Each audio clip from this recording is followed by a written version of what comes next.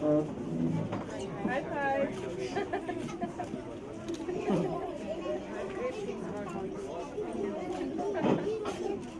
Give a high five. Give me a good one now. Proper one. Yes.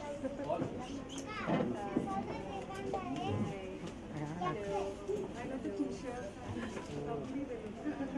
Give it to you.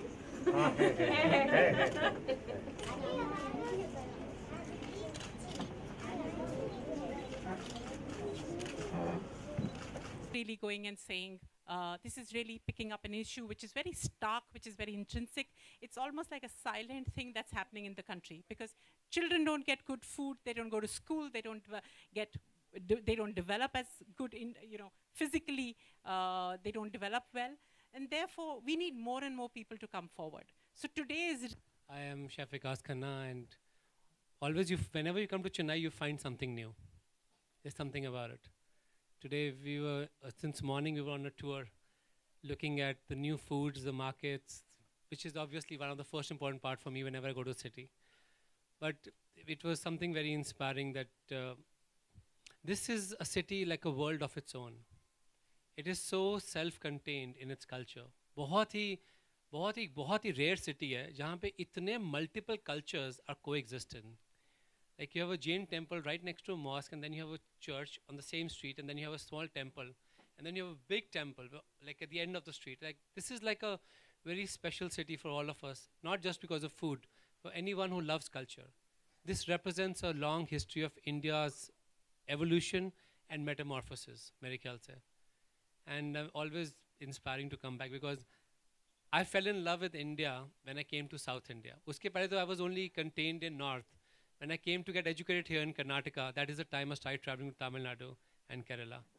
This is an emotional way back home for me. One thing is very strange that, when you do something which is little out of the box, people tend to put a crown on your head. Shuru mein sabko, everybody gets little disturbed about why are you trying to do something new? Why can't you just do regular stuff? But the moment you break into that code and you put something new, or you sell the most expensive meal in the world, or you sell the most expensive book in the world, then you feel that the crown becomes somehow meaningless because aapko lagta hai ki behind that crown, there are so many people who've gone to sleep without food. There are so many kids in your own native country which do not have access to the basics, or hum wahan pe, we are trying to glorify Indian food ke 20 lakh rupiya per person we are selling. And this was my first breakthrough when I came to India, when I did MasterChef. I don't know if usse pehle logon ko pata bhi tha what I used to do. Somehow makes me feel very incomplete, even with the whole world applauding for you, for your food. And she said that, Chef, this is our program, let's develop something. And I do believe that the next Michelin star chef, ये बहुत ही अजीब सी बात है कि next Olympiad country का gold medalist, या फिर next Michelin star chef will come from the most humble backgrounds. But they will come from a very strong faith. That belief is restored from all of us. Even somebody hears this talk or feels it that yes, there are people standing behind me and waiting for me to rise and not closing the doors. They're actually trying to create some bridges for me in all the small forms. And that is the power of your pen and the social media right now to reach out to these people. And I feel that with Quaker, I got the wings. With Smile, I got the feet. And I was somebody who was like very passionate that I have to make this work, even if it could be a smallest of capacities. But now very proudly I say that we have support 20,500 children every single day, 3 meals a day, which is a big commitment for a common people like us, but it's also phenomenal because it gives us one important word, that's hope. That if you are talking about India coming in par with America as a country. Thank you, everyone. I don't know where to begin with, but I would want to share something about my life. I have been discussing this with my parents, with my brother, with my sister who lives with me in Bombay. That okay, I'm acting, I'm finally doing what I really love doing, what I'm passionate about. I am on the run. I'm already on the track. And I'm enjoying my work. I'm traveling. I have access to best of things in the world. But what do I do on human level? Because I'm still not at peace, you know. I kept wondering for a very long time that what is it that is still, I still can't sleep in the night sometimes, and I'm working, I'm happy, everything is nice in my life, I'm still somewhere incomplete. And this phone call came in where Puneet got in touch with me for this event. It was just that point where I figured. So I'm so thankful to Smile, to Puneet, to get in touch with me for this event, because he's just got me understand the problem area of my life. It solved everything for me. And I'm so not just happy, I'm elated to be here today, because I'm going to be part of something on human level, which is going to give me peace more than anything else. Uh, I always felt like I spend a lot of time with myself sometimes. People call me that you don't step out. I like to be with myself at times. So I think that, okay, everything in the world is giving, whether it's earth, it's sun, it's moon, it's sea. We human beings are the ones who are just taking it and not giving anything back to the world. Or very few of us like him who have figured that and started giving back to the world. So here's the way where we can actually begin to start giving back to the world. We just can't keep taking it. So these are the two important things that I figured with this event. Today, here I start, I pledge to do whatever in my capacity I can, in whatever ways, different ways. It could be feed a child, it could be beating up with depression. I don't know what all I'm going to get involved, but I figure that what is going to give me really that inner peace and happiness. And least we can do, not let children sleep hungry. I mean, I am a freaky foodie, you know. 2 hours if I don't get food, I can't give my shot right. I can't work, I can't function. Imagine that 30,000, right? 30,000 children sleeping without food. So we got to do a lot. I think let's wake up. And this needs to, it cannot be just few of us, it has to go deep into each and every one of this country, everyone who's got the capacity to spend few hundreds on others, you know. So just that little part from, if you're making 1,000 rupees, I think 50 rupees, we need to think that how do we spend to make others' life meaningful?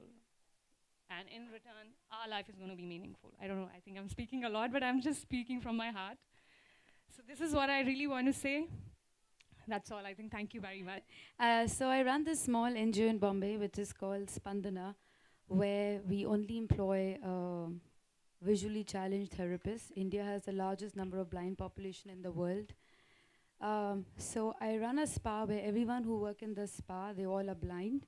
And blind are blessed with sense of touch. So a massage given by a blind person has healing powers. And if I may say, they're better than sighted people. I remember the first week that we started running the spa, we didn't know what to do with the food because it's a small spa. And so we ordered food for them, and the first day we were trying to, second day we were trying to tell them where they can sit and eat. And while they were eating, with one lady, her hands were dirty, and I started feeding her. She was blind, and she was extremely upset with me. So she just told me, I'm going to wash my hands, you just tell me where the food is. 12 o'clock, 3 o'clock, 6 o'clock, 9 o'clock, I will know where the food is. It was intriguing to see her, and she said something very beautiful, is that more than seeing food is the smell of it, it's the memory that you remember. And that's what drives me to eat, the memory. And just for like fun's sake, I took 2 of them out for chaat. Now chaat is very intricate to eat. You stand on the road and it's a golgappa that comes in your hand and you have to put it in your mouth at the right time. It's a little minute lost and the golgappa is lost. And I saw them eating immaculately, completely brilliant. And I've been working with the visually challenged from since the time I was 15, but somehow I never saw them eating. And I realized the love and the fun that they have while they're eating. And somehow it took me back to my childhood where everything was just the smell of food. It was not the food really, but the smell of food being cooked at home, ghee being prepared, which is a very Indian thing at home, or mum, you know, and then carrots being cut and grated, and then you make gajar ka halwa or kheer for the festival, and gujia being made, or just the smell of dal, or just that smell of roti being cooked, and then you eat that food, and if you're in a city like Bombay, which is crazy, where there's a lot of traffic, and then you see kids around, and you realize that that pleasure was never part of their life, or will never be part of their life. And that's when me and my mom started. Um, I think one thing always leads to another, and that's when me and my mom started feeding kids once a week. That's what my mom does. And every time I leave home, I always have a packet of food and biscuits, which I give away. Instead of money, I give food.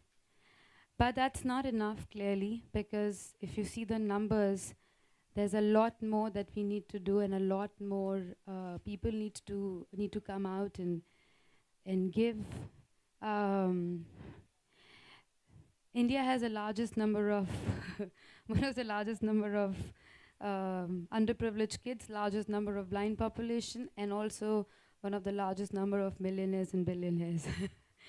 So it's really important that we need to sit back, give back, um, because the child which is underprivileged, which doesn't have 3 meals a day, or maybe missing out that one meal, is actually the real future of tomorrow. Because let's face it, most of the successful people actually have come through a lot of trouble, lot of pain, and have gone through a lot. Um, so it's really important that we go ahead, help. What is the future of tomorrow? Because I was reading this interview of yours, now this was like long time ago. It was a beautiful story about how you started and you and your father. It was very beautiful, which I think will be nicer. I mean, I can't explain it. It was about you taking your dad for a drive, and your dad said that I always wanted this. Wasn't it true?